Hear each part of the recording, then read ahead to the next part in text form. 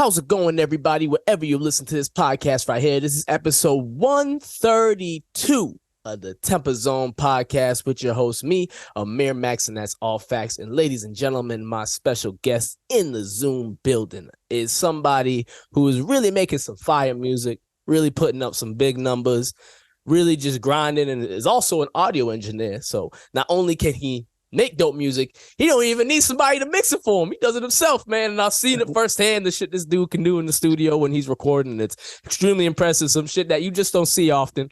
And we'll definitely, dive into all that stuff and, how you got about that. Ladies and gentlemen, I got Young Yousef in the Zoom building.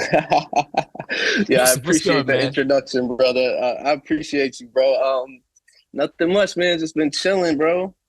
Hell yeah, man. That's what I'm talking about, bro. I feel like you go about things very just calm, cool, and collected when you're dropping the music, when you're posting like that. But do you ever feel any pressure when it comes to like, oh man, I gotta make sure the next song is this, I gotta make sure the next song is that? What's some things that you do to make to keep yourself added with this music game that can be pretty difficult? Well, I definitely feel pressure to kind of like top myself with whatever release I'm doing. You know what I mean? Yeah, the way I kind of maintain that, I mean, I'm always trying to improve as an artist, as an engineer, as a producer, in whatever craft, whatever lane that I'm working in. Yeah. So some things that I try to do. I mean, I the way I go about it when it comes to creativity is whatever I'm feeling at the moment. Yeah, I feel that. So it's like I'll find myself listening to the same type of beats, or like say I drop a song, the next song I'm not necessarily trying to stay on the same vibe. Yeah. I try to just keep it interesting and keep myself interested, because if I stay in one lane for too long, I feel like I get bored. Yeah, I feel that. Yeah. You gotta keep yourself entertained in the process. Yeah, just make sure something's fresh with the ideas. I totally feel that. Yeah. Yeah, and as well as like, I think the content that I consume is a huge influence on like where I'm at mentally. So I try to like listen to all different types of music, intake all different types of content, just to keep like the ideas coming. Yeah. You can draw a lot from listening to all types of genres, and I always try to push that with people. If they ever feel like they have a writer's block, like just try different shit. Like, and it might just spark something in you, because you'd be surprised how well connected all this music is, and you can tie if you rap a lot, you can tie in some R&B stuff with it, because those things have always paired well, or even rock. So there's always so many different ways you can just go and get into that bag and get creative. Yeah, I just try. I feel like I personally get stagnated, like when I'm listening to the same kind of artist, or I have the same artist in rotation. So I try to, like you said, keep it interesting. Yeah, I understand that, man. Absolutely. Do you ever feel like with doing different sounds that like people might not know exactly what you're gonna do next, or do you prefer to keep people on their toes with how you do it? Because I don't think there's a right or wrong way to go about being an artist in 2023. Like, the world is yours at this point. Like, people can go about how they want to make their career, but do you ever worry about like trying out too many different things, or what's your opinion on that? I think about my target audience a lot. Yeah. And I realized with the dropping all different styles of music, I'm not really zoning in on one target audience. But I think for me, and I recommend this for a lot of artists, it's like the fan base that we have as upcoming artists is not like crazy to the point where it's like, oh, we need this one thing from you. Yeah. I think like what I feel like people should be doing is just throwing shit at the wall and seeing what sticks. Yeah. I don't know if that's a great way to go about it, but for me is what works. I think. Yeah. Like I said, I get inspired by different types of music. So like, I don't want to be the artist, like, say, there's a lot of artists that have like every song sounds like kind of the same.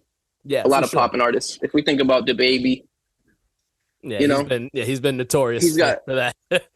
Yeah, but you know, you find something that works. Like if it ain't broke, don't fix it. exactly. And Is that's what kind I of what tell I'm people. saying. Yeah, I tell people that too. It's like, yeah, well, okay, you say he makes quote unquote the same song, but it's like people want that. People do want the similar sound, but then there's artists like, like the probably the best example is a Childish Gambino, where he's built this fan base to let you know, like, every project's going to be different. It's a new year. He's probably going to do something different than last year. So I just think it's always cool to, go about it certain ways and knowing your audience, but I've always believed to not go too far. Like, you don't want to take it too far and, like, be doing like 12 different genres. Like, keep it to like 4 or 5.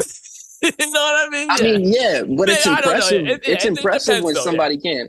Yeah, for sure. Yeah, I think I definitely think it's cool when someone can do it. But it's you can do whatever you want as an artist, but it all depends on how you present it, and I think that's what it all comes down to. How do you show people that you can do it all without it being It's confusing? the packaging, bro. It's the packaging. Yeah, for real. Yeah, and I think with the way you release music, man, I was on your Spotify, and there's only 4 songs there, but it's 4 for 4, man. I mean, this shit is slapping, and I love. Thank you, bro. I love the December and Linden and Autumn's outro, like how you do part 1, part 2, like I don't see artists like in the New England area doing shit like that. What's some reasoning why you wanted to go about doing a part 1, part 2 type EP release with this? So December and Linden, it was like kind of my first, what I like to call theatrical release. Yeah, I was thinking, I was like, man, sense. He's trying to do something theatrical here. I was like, I peep game. That was the first video I shot with Millsy. Shout out Millsy. Yeah, shout out to him. Yeah, for sure. So it's a 3-part series. The third song couldn't get put on platforms because it was a remix. So that's the video that we shot with Millsy. It's part 3. The reason that I went about it in a part 3, or like a 3-part kind of episodic sort of thing, I was kind of trying to give people, there's a lot that goes on in December in Linden, and there's a lot of different energies that you're going to feel. And I was trying to kind of manifest that into the music. Yeah. I think the project itself is in the same vibe sonically. It's in the same soundscape. They're all like kind of cold, moody, trap soul sort of beats. Yeah, for sure. But I think it's 3 different perspectives almost. Because I mean, me, I feel like I'm like, I have days, I'm like 3 different people, bro. I feel that. I have multiple personalities. It might be a medical condition. We'll figure that out. Yeah. Might have to get a psychiatrist for that one, maybe, man. just to check and see. No, I'll play. Well, that's what I'm here talking to you for. Man. Yeah, right. You're my therapist today. I'm the therapist, man. Funny enough, I majored in psychology, so hey, man, shit. look how it's going down. You got some qualifications, bro. Yeah, I know, right? Yeah. So if I just had my master's. Oh man, nah, but having the certain different outlooks on the world and different feelings, like it damn sure helps being an artist and stepping into new bags and all that stuff, man. It's definitely there's got to be some correlation to that. I bet if you look up a study on it, there's some sort of tie into it. Yeah.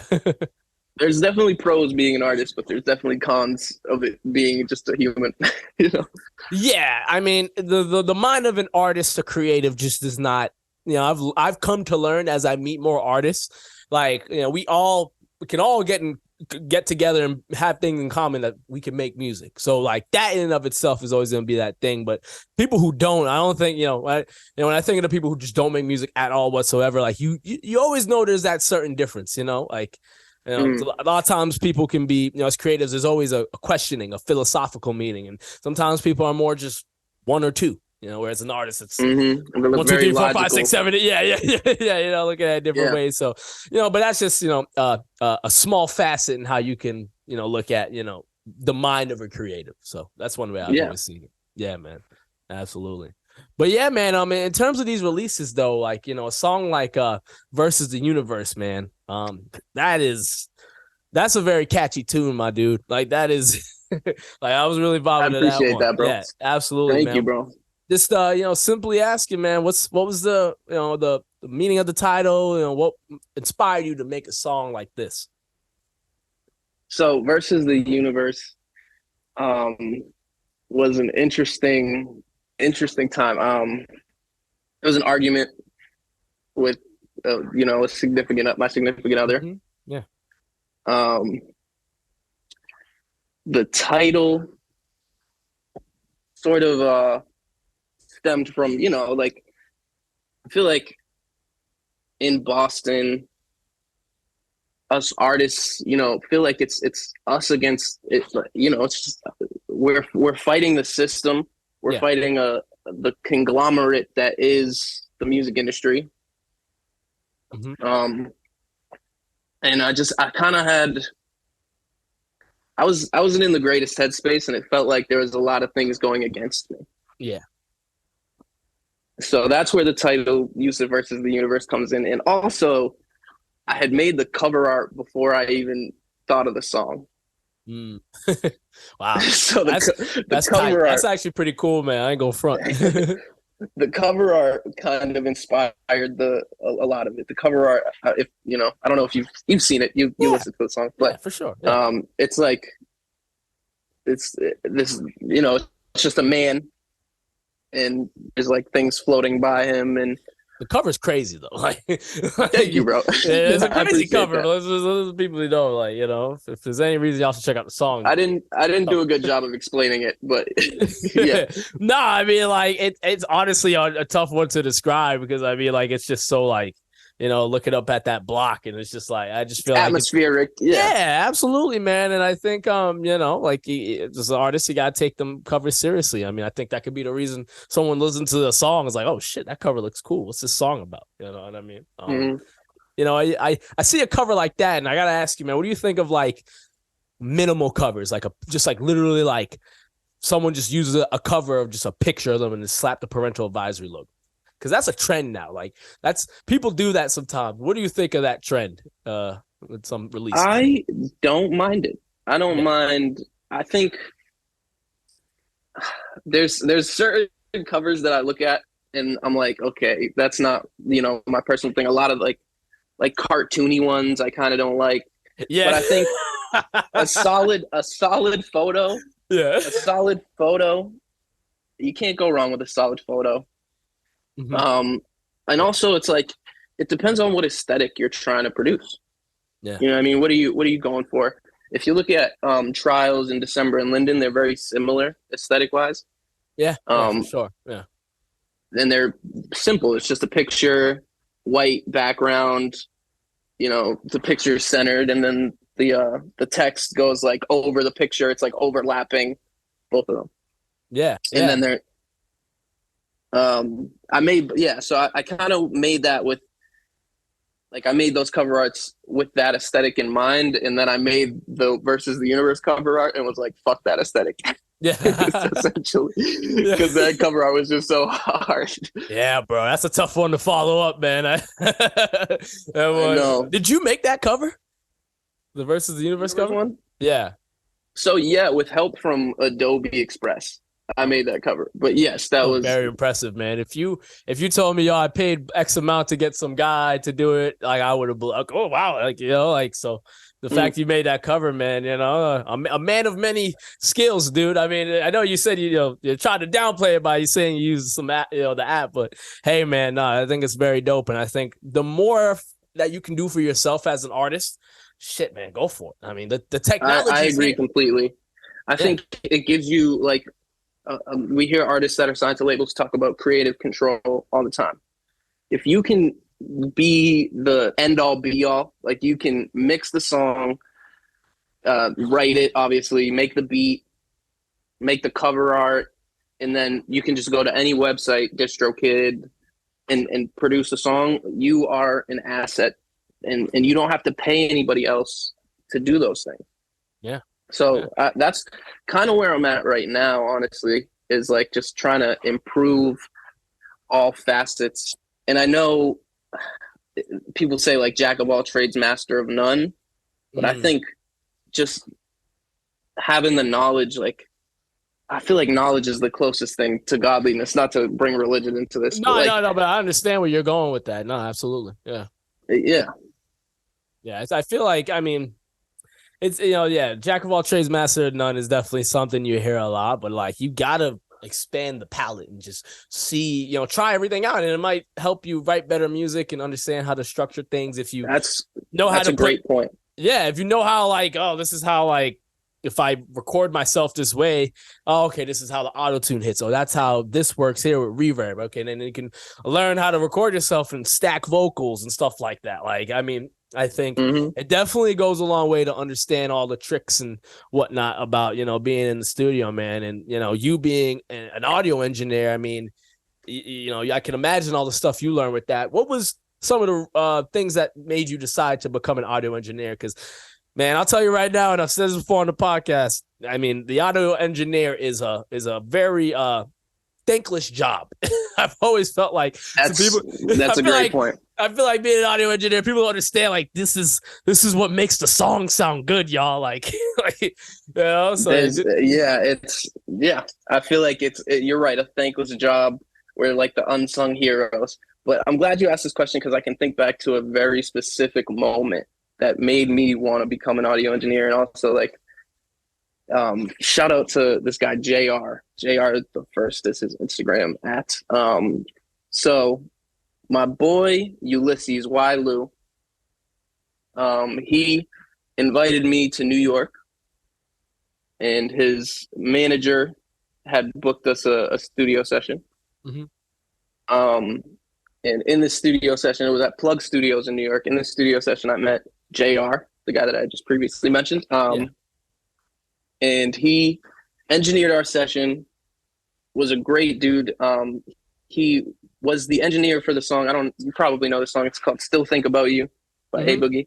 Yeah. Engineered that song. Wow. Platinum plaque. He showed me the platinum plaque, and I was like, bro. Nice. That's a good flex right there. Yeah, no, it is. It was. Yeah, I love that. He showed me the platinum plaque, and I was like, bro, I wanted to make money, doing what I loved. There's a lot of artists and not a lot of audio engineers. and I found myself engineering for my friends, whether it was my friends or myself.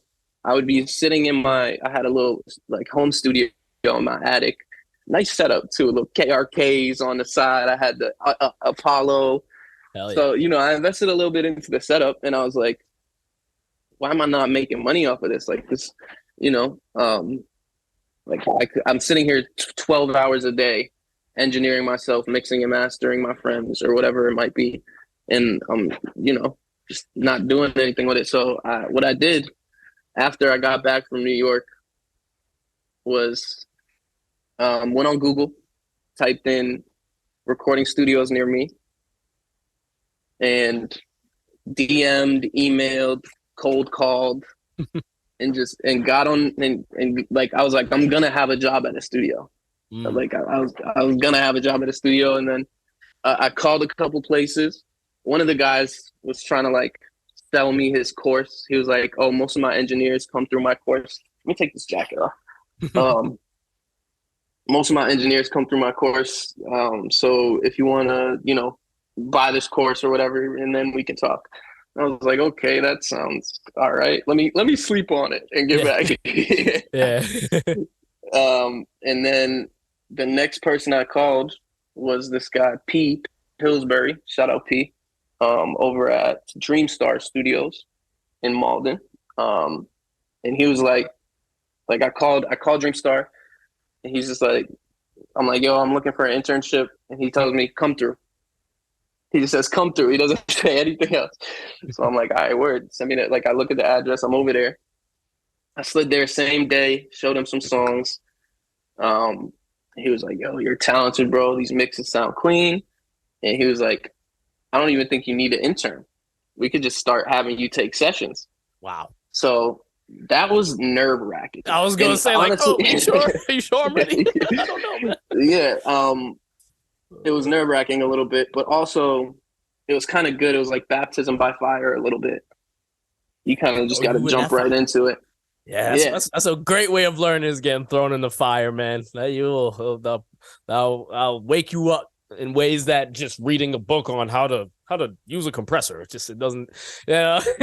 Sometimes just Mm-hmm. getting thrown in that shit is the right way to go because And there were different. some bad sessions.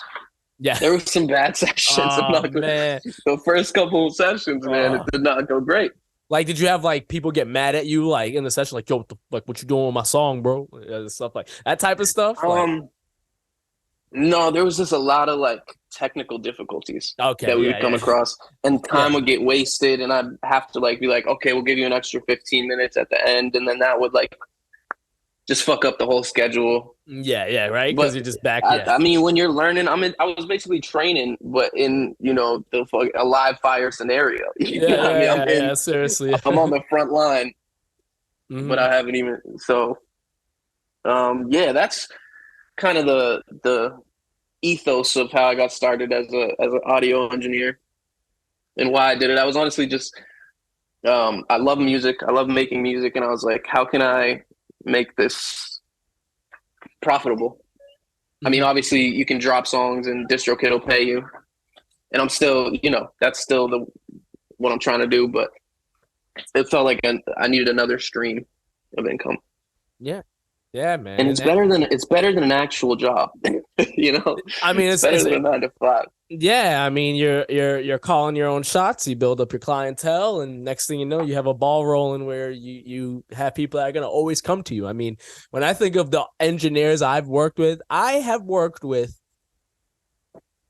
4 engineers in my whole career making music. 4.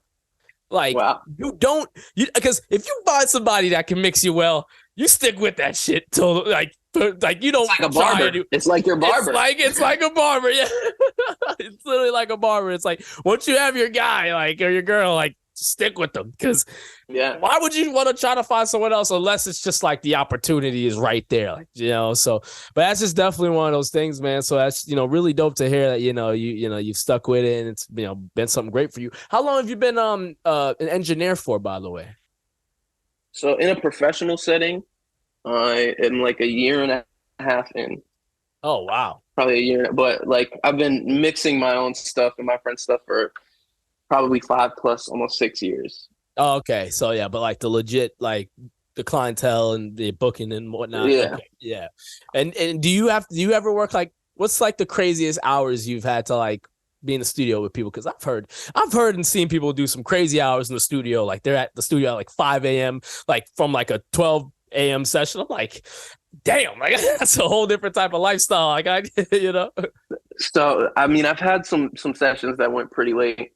G Nipsey came through, I think this was like a month ago, and we were in there until like 5 a.m, like from 12 to 5, midnight to 5 a.m.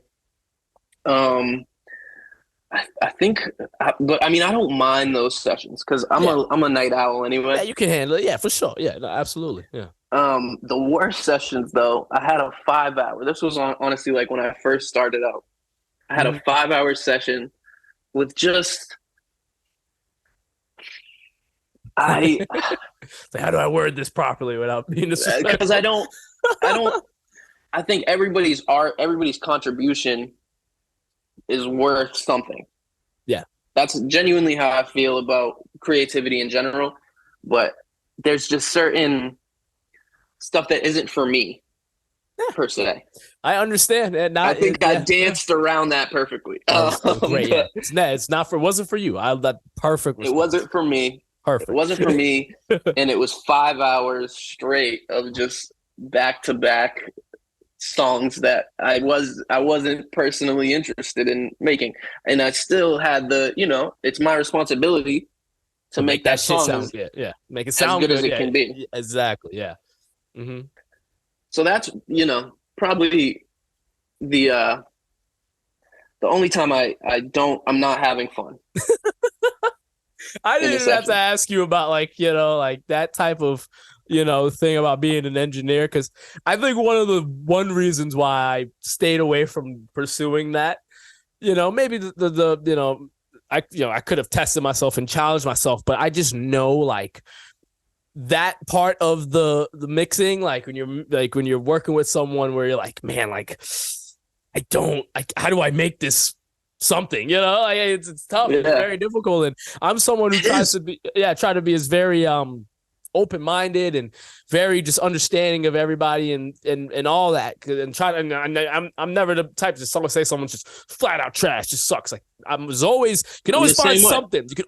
something, there, and that's the strength of an audio engineer. We gonna find something to do with this. We gonna figure it out. We Yeah, gonna figure it out. yeah, we're gonna figure it out. Yeah, and I definitely feel like sometimes people sleep on that, because we live in the world where people just go, this is fire, this is fire, this is mid, this is trash. Like there's never an in between with some people, man. Like you couldn't. Yeah. Some people just don't know how to be like, this is okay, or I like the chorus but not the verse. Like some people just don't have that in their brain. So yeah. And I think there's like a tendency, at least, in the social media era, to like have a strong opinion. Like people want to be like, oh, this is, they have to pick a side. Mm-hmm. And I think, honestly, not even in the social media era. I think I'm incorrect in saying that. I think we've been doing that since the birth of humanity. Yeah, yeah, There's yeah. The always social media been, just amplified it. Yeah, mm, yeah, man. It's for just sure. Yeah, it's just one of those things that you just see all the time. And it's just like, as musicians, we can always be like, pick out the things we like, what we don't like. But then some people are just like, that chorus sucks, the whole song sucks. Whatever, no matter if the verses are dope. Some people just have that, one, 2-track mind way of thinking, man. So And it doesn't even have to, like, if it's the artist, it could be an artist that they have like preconceived notions of or whatever. You know what I Yeah. mean? It's like, oh, that song sucks. Even if you haven't listened to the song. Mm-hmm. You know? Yeah. Oh, it happens all the time. Some art, like, I think like, like Macklemore dropped something with like, yeah, what's his name? DJ Premier. Like he like dropped a song with DJ Premier, and I heard it and I'm like, wow, Macklemore bounced back. Like this sounds really good. Yeah, and the comments though were just like I love you, DJ Premier, but you worked with Macklemore. This is trash. Like it's like there's like no, like this is actually pretty good. Like this is a dope take. He's rapping from a cool perspective, but the fact it's Macklemore, the guy who beat Kendrick and the Grammys and that, just the whole thing. It's just, so I totally understand your point with that, man. Yeah. Yeah. So common phenomenon in the music industry, man. But one thing I for you, man, when I see you doing your thing, I love the post that you have with you in the studio, and you're just freestyling or just spitting something you just wrote to some beats, man. And I think I feel like that I feel like you were doing that to remind people like, yo, like I got to see what I'm capable of. So talk about what was the motivation for you to, post those type of videos and just, just have fun behind the mic. I think you kind of hit it right on the head. It's like I got to show people what I'm capable of. I know the talent that not even just myself has, that this area in general, that Boston, Massachusetts as a whole has. And I think we haven't really had a moment. We haven't had our moment. And I'm not saying it's on me to create that moment, but I want to be as productive and as proactive as I can be, because I'm tired of waiting around. Like it's not going to happen as, like it did in 8 Mile. You know what I mean? It's not going to happen that way. Yeah, in a movie. We have to be, I think we have to be proactive, and social media is an amazing tool. It also can be detrimental to your mental health. And I think there's a balance that you kind of have to find, and the numbers don't fucking matter. The numbers don't matter. I'm just saying that for the audience. The numbers don't matter. Drop shit, dude. Just drop it. What are you doing waiting around, sitting on it? Yeah. So that's like that's a message to the audience, but also what I was saying to myself when I started the daily posting. I've backed off a little bit because I want to like I said, improve as a creative. And I think I want to make something that's worth watching. So I'm trying to build on my, my knowledge of the creator sphere and what it is that is drawing people's attention in order to attract that attention to the shit that we're trying to build. Because I think we deserve it. Yeah. Not to sound like, entitled or whatever, but I think just in terms of raw talent, we're up there with the Atlantas. We're up there with the New Yorks. And they have, money behind them and funding and social media history teams. too. And a lot of history, you know what I mean? That's a great point. So history you too. have history behind you, you can look back like these were the popping artists from the early 2000s here, and go back and when I mean popping, like monumental change to the industry popping, like bigger than just kind of big artists. And it's one of those realities of just the industry. Like when it comes to Boston, when it comes to Massachusetts, it's like, when you're thinking like that, man, that lets you know, that lets me know, lets the audience know, there's a bigger picture here. And it's I mean, if you look at Toronto, Toronto is my favorite example to look at, because if you think 10 years ago, what was Toronto hip hop? Yeah, it didn't exist. It existed in those little areas. I bet there was a group of kids like us, or a group of men. Sorry to call us kids. I don't know why I do that. Yeah. A group of men like us that were just working. You know what I mean? Trying to build that platform and create what is now the Six. You know what I mean? Mm-hmm. And I think we have the ability to create that within the area. Yeah, totally. I think we're watching it happen in real time. I genuinely do, man. And I don't want to mention the artists I feel like who are pushing it forward, because I don't want to leave out some. If I am, no, for sure. But what I'll say is right now, I'll say the wave is happening. If you're an artist right now, you better turn it up. You know what I mean? And I feel like with you, I'm seeing you do that, man. And it's it's really dope to see, because I'm trying to improve. Yeah, it's dope, man. Everybody, and I know you're tapped in with the scene, and it's just cool to see just everybody just level up and do their thing, and everybody's knowing each other. I follow an artist, and we have 50 mutuals, 70 mutuals, 100 mutuals. I'm like, this is how it's supposed to be. We all should be colleagues, man. There shouldn't be no division in he's this type of rapper, fuck him, or he's that type of rapper. It's because there was some time where there was some division. We don't need that. We don't need that. Yeah. And I think, the division is what's been holding us back. It's people are trying to push people down to a certain extent, because they think J. Cole said, people hate if I make it ain't a spot for you, and it had to say the rap game because I watched them ruin it. But that first bar, if I make it, if we think about the GDP of the world, not to bring this big picture, but the GDP of the world is $43 trillion. The last time I looked at it, this was 2020. $43 trillion is the amount of money that's circulating in the whole world. Mm-hmm. There's enough for everybody. Yeah.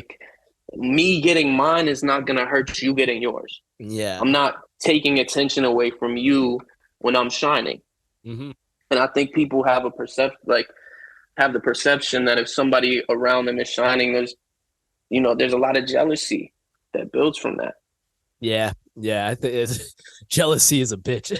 It really is. And I feel as I've gotten older, the less I've was man, I'm genuinely happy to see everyone win.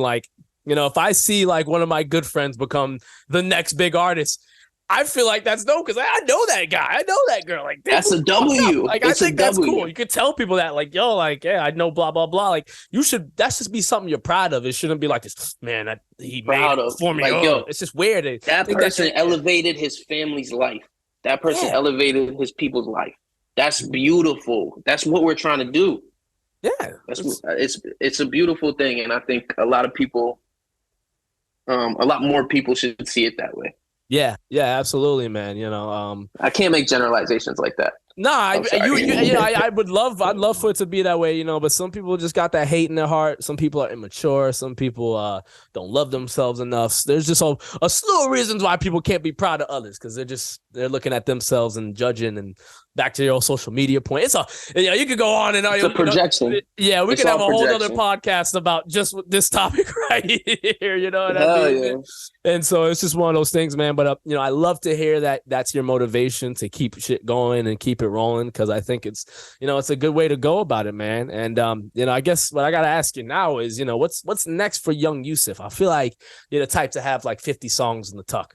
I don't know. What's next for what Young Yousef? It's probably more than 50 in the tuck. I knew it. No, it's 100% more than 50. I just knew it. You were that type of person. Yeah. But like I've been saying, I'm hypercritical of myself.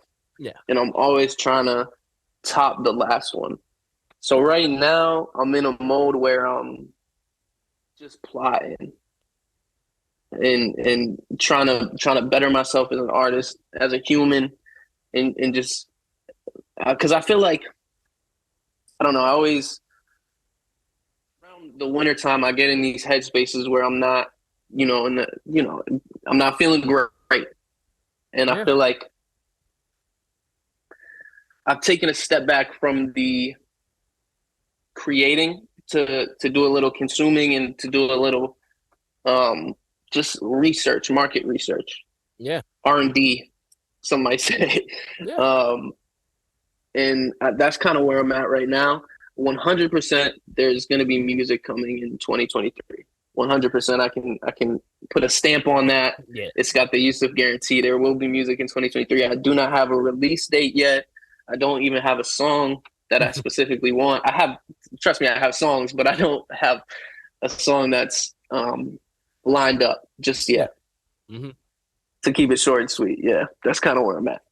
Yeah, no, I love it, man. I think you gotta be it's not like you're holding back, but you gotta play it smart. You want to make sure you're going like this and not like like up down, oh up, really down. Like you want to make sure it's that. And I think a lot of times artists gotta remember that when they're doing their thing is like, there's a million ways to get it. Don't get me wrong, but it's good to go like this instead of yeah. And I don't crazy. Yeah. I don't want to half-ass anything. I don't want to half-ass anything, and I don't. You set a standard. You set a standard you got to keep up with. Yeah. Yeah, which is kind of limiting to a certain extent. Yeah, I see what you mean. Yeah. It's like, oh shit, I hit this number on this one. I got to at least double it on the next one, or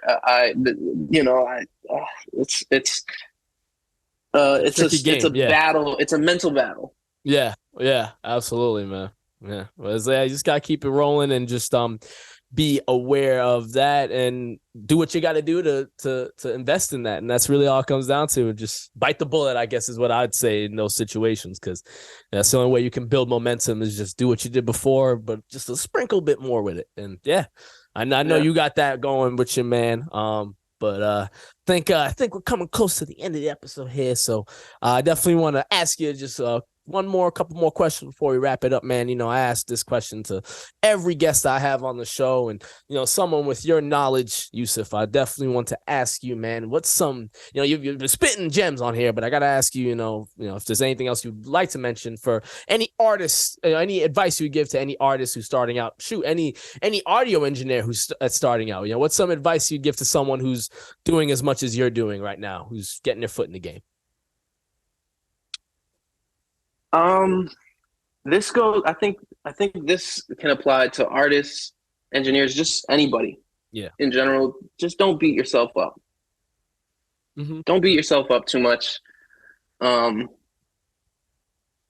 think that's one of the biggest things. Is like, as humans, we have this thing called a conscious that kind of allows us to be the judge, jury, and executioner to ourselves multiple times over. Like if you think about a lion, if a lion makes a mistake in the Serengeti, he's not thinking about that mistake like, oh, did I say good morning at 9:00 at night? Like a lion's not worried about that. we have the ability to relive that moment, relive the negative emotions, and we continue to I don't know, double jeopardy. You know what double jeopardy is? Yeah, You can't be tried twice for the same crime. So that's the first bit. I got another one too. Oh yeah. Let them know. Sorry. No. I think Hell yeah. as artists, this one's specifically for the artists. We have a tendency to want to ask like more of ourselves. You know what I mean? Like if the creativity is not necessarily there, it's not, you know, like say, I don't know if you've ever had this experience, but I'll be in the studio just listening to beats for hours on end, trying to get some inspiration. Yeah. And it doesn't always come. The way I look at it now, which has kind of helped me, is you're into anime, right? Am I correct in that assumption? I know a couple of stuff with anime. I don't watch it a lot, but I've know a couple of the big shows, I guess. Yeah. Dragon Ball, the original Dragon Ball. Yeah, I know a little bit about Dragon Ball. Yeah. Do you know what a Nimbus cloud is? Yeah, I know what a Nimbus cloud is. Yeah. Okay, a Nimbus cloud, for the people in the audience that don't know, the audience. What am I talking about? On the watching that don't know. Yeah. Cloud that Goku would hop on, and it was essentially like a flying carpet, but it was a cloud, like a magic carpet. I look at ideas sort of like clouds. Some clouds you'll try and grab onto, and you might get a bar. You might get a couple, like a flow or an idea, let's say. But it doesn't, it doesn't lead to a whole song. Some ideas come floating by, and it's a Nimbus cloud.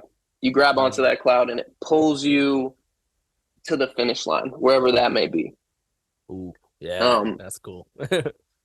So yeah, I look at my ideas sort of like that. If the idea is good enough, it will pull you to the finish line. If it's not, it's still worth exploring that cloud. It's still worth finding the bar or two that's there, because that might help you when you get that Nimbus cloud. It might help you finish it off. You could put that extra bar that you thought of earlier from the other cloud. It's a crazy metaphor, but I love it, man. That's fire. I'm loving that. I love this metaphor, man. I think that's a great way to put it, because I understand, like, I know what you mean by that creative process. You just gotta let it take you and just go along with it. Yes. When you find it, hold on to that shit. Yeah, you know what I mean? Yeah. For as long as you can until the next one comes around. That really is creativity in a nutshell. It's not really something that you can just. It's not like an off-on button per se. You know what I mean? Mm-hmm. Yeah. You can't. It's like I think of it as like I said, a cloud, but I also think of it as like a fluid. You can't grab onto it. It's not tangible. You can't be. Yeah.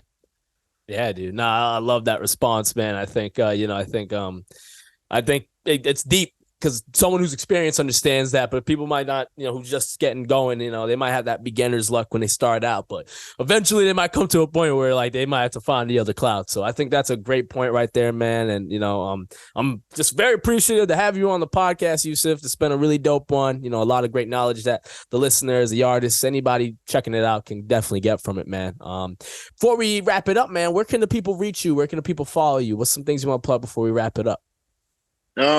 You can find me at Young Yousef. I just want to say thank you so much for having me, Amir. Really appreciate it. This is my first podcast experience. I actually reached out to you because Let's go. Yeah. I'm glad I could come on the TempahZone podcast. Yes, sir. Yes. I appreciate you, like I said, for having me. Man, you can find me at Young Yousef. Young Yousef everywhere, TikTok, Instagram. But yeah, thank you again, bro. Yeah, absolutely, man. We made it happen. Glad we did it up on this one, man. For real. Oh yeah. Yes. Ladies and gentlemen, it's another episode of the TempahZone podcast. Make sure you tune in next week for another episode. Okay. All right. Peace out. Peace out.